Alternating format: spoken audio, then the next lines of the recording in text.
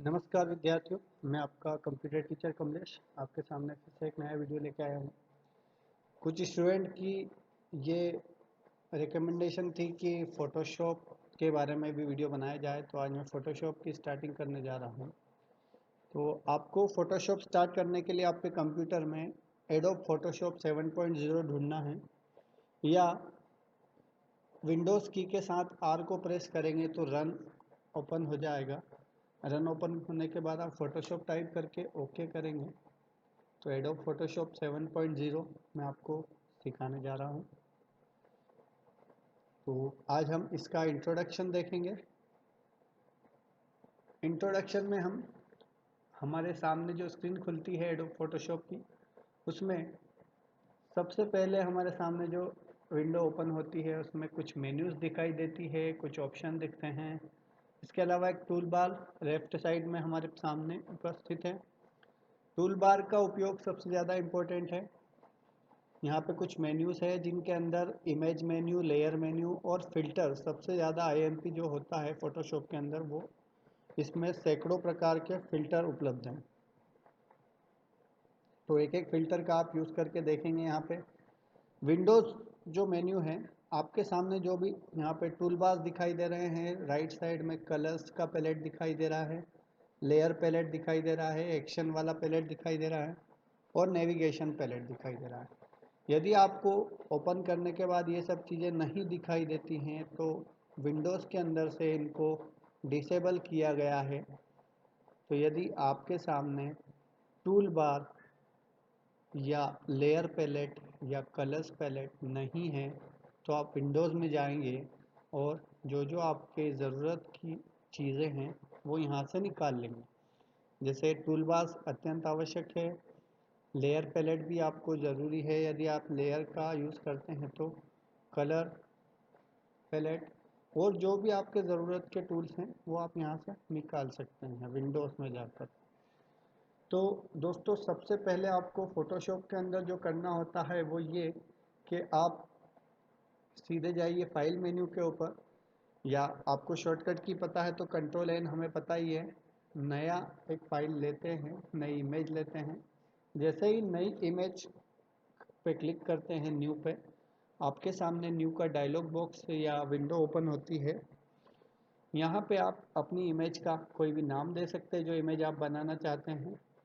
नहीं देना चाहते तो जो डिफ़ॉल्ट नेम है वही रह जाता है। प्रीसेट साइज़ यहाँ पे आप ले सकते हैं। जनरली जो फ़ोटो में साइज़ होती है वो 4x6, ठीक है, 4x6, 4x6 या 8x10 या 640x480, बहुत सारी साइज़ दे रखी है। A4 साइज़ भी दे रखी है। आप अपनी सुविधा अनुसार यहाँ से साइज़ चुन सकते हैं। मैंने यहाँ पे 4x6 का साइज़ नहीं, 640x480 का साइज़ लिया है। यहाँ से आप इसकी विड्थ और हाइट को चेंज कर सकते हैं। मोड में bitmap, grey scale, RGB, CMYK, सियान, मैजेंटा, येलो, लैप कलर, तो इसमें हमें RGB लेना है। बैकग्राउंड आपको कैसे रखना है, वाइट रखना है, बैकग्राउंड कलर रखना है या ट्रांसपेरेंट रखना है। मैक्सिमम हम बनाएंगे वाइट बैकग्राउंड के आधार पे। जैसे ही आप विंडो ओपन क्लिक करेंगे और न्यू पूरा सेट करके और ओके पे क्लिक करते हैं तो आपके सामने नई एक इमेज बनकर आ जाती है। इस इमेज पे वर्क हम करेंगे इन टूल्स के माध्यम से जो हमें लेफ्ट साइड में दे रखे हैं। इसके अलावा हमें वर्क करने के लिए एक अन्य इमेज की भी आवश्यकता होती है कभी कभी। तो हम एक कोई इमेज जो कंप्यूटर के अंदर उपलब्ध हो वहाँ से ओपन कर लेंगे।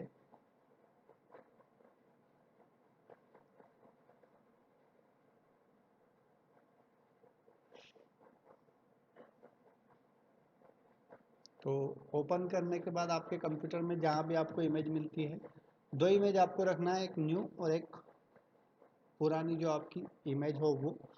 उस इमेज से हम इस इमेज के अंदर जो नई इमेज हमने ली है इसके अंदर कुछ ना कुछ एडिटिंग करेंगे और इन टूल्स का यूज़ करेंगे। अलग अलग टूल्स दे रखे हैं यहाँ पे, बहुत सारे प्रकार के टूल्स हैं। मैं आपको इनका परिचय दे देता हूँ। यहाँ पे अलग अलग तरह के सिलेक्शन टूल के आधार पे सिलेक्शन टूल में जो टूल आते हैं वो है आपके मर्की टूल। मर्की टूल के अंदर आप जैसे ही राइट क्लिक करेंगे इसके ऊपर 4 टूल्स आपको दिखाई देंगे, rectangular marquee tool, elliptical marquee tool, single row marquee tool और सिंगल कॉलम मर्की टूल। इसके अलावा राइट में मूव टूल है। जैसे ही आप कर्सर टूल्स के ऊपर होवर करेंगे आपको टूल्स का नाम कंप्यूटर ऑटोमेटिक बता देगा। मूव टूल के द्वारा हम एक इमेज से दूसरे इमेज में इमेज को ड्रैग कर सकते हैं। और रेक्टेंगुलर मर्की टूल के द्वारा हम सिलेक्ट कर सकते हैं एरिया को। लासो टूल पे भी जब हम राइट क्लिक करेंगे तो 3 प्रकार के लासो टूल यहाँ पे उपलब्ध हैं, इनका प्रयोग भी हम सीखेंगे। ये भी सिलेक्ट करने के लिए सिलेक्शन टूल के अंतर्गत आते हैं। इसके अलावा 4th टूल है मैजिक वैन टूल, जो कि यह भी सिलेक्शन के काम में आता है।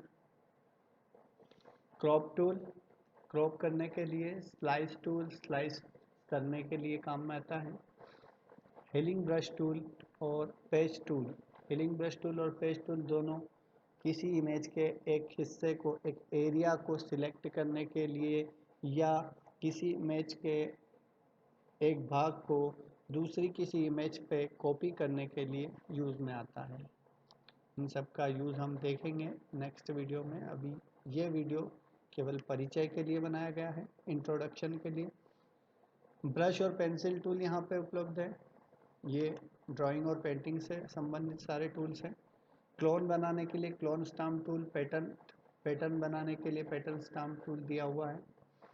इसके अलावा brush tool, history brush tool और art history brush tool. History brush tool यानी कि हिस्ट्री में जाने के लिए इमेज पे यदि आपने कोई गड़बड़ी कर दी है, कुछ गलत टूल का यूज़ करके इमेज को बिगाड़ दिया है, तो उस इमेज को फिर से पुनः पहले वाली स्थिति में ले जाने के लिए हिस्ट्री ब्रश टूल का यूज़ करते हैं। उसके बाद इरेजर टूल है। इरेजर का यूज़ करते ही हम 3 तरह के इरेजर टूल दिए हुए हैं। फिर है आपका ग्रेडियंट टूल और पेंट बकेट टूल, साथ ही ब्लर टूल, शार्पन टूल और स्मज टूल। ब्लर करने के लिए और इमेज को शार्प और स्मच करने के लिए यूज़ में आता है, इसका भी प्रयोग हम देखेंगे। डॉज टूल, बर्न टूल और स्पंज टूल। डॉज और बर्न तो आप नाम से समझ ही गए होंगे, बर्न यानी जलाना, तो इमेज को थोड़ा सा बर्न करने के लिए यहाँ पे यूज़ आता है। Path selection, direct selection tool, text tool जो कि टेक्स्ट को इंसर्ट करवाने के लिए यूज़ में आता है। Pen, free from pen, pen से रिलेटेड सारे टूल हैं यहाँ पे जो कि ड्राइंग में काम आते हैं। यहाँ पे अलग अलग शेप्स के टूल दे रखे हैं, rectangular, round, rectangle, elliptical. Notes, यदि आप अपनी इमेज के अंदर रिटन नोट्स या ऑडियो नोट डालना चाहते हैं तो उसके ऑप्शन उपलब्ध हैं। इसके अलावा आई ड्रॉपर टूल जो कि कलर सैंपल लेने के लिए काम में आता है। हैंड टूल जो आपकी इमेज, यदि आपने जूम किया है इमेज को, तो उसे दाएं से बाएं या ऊपर से नीचे आपको ले जाने के लिए काम में आता है हैंड टूल। यहाँ पे जूम टूल जो सबसे महत्वपूर्ण टूल, आपकी इमेज को बड़ा या छोटा करने के लिए जूम टूल का यूज़ होता है। और ये कलर पैलेट का यूज़ करता है। कलर जो आप सिलेक्ट करेंगे वो यहाँ पर कलर के रूप में दिखाई देगा। यहाँ पे आप क्लिक करके कलर चेंज कर सकते हैं और उसका यूज़ कर सकते हैं। प्रत्येक टूल को जब आप सिलेक्ट करते हैं तो यहाँ से ऑप्शंस बटन को जब ओपन करेंगे तो यहाँ पे प्रत्येक टूल के बारे में ऑप्शन मिलेंगे आपको, जिनके अलग अलग मोड होते हैं और उनके अंदर भी जो कई ऑप्शन और डिज़ाइन उपलब्ध होते हैं वो यहाँ ऑप्शन के विंडो पे उपलब्ध होते हैं। तो ये सब हम फ़ोटोशॉप में करने वाले हैं। अभी आप इसके द्वारा फ़ोटोशॉप ओपन करना सीखिए। नमस्कार, अगले वीडियो में फिर से आपको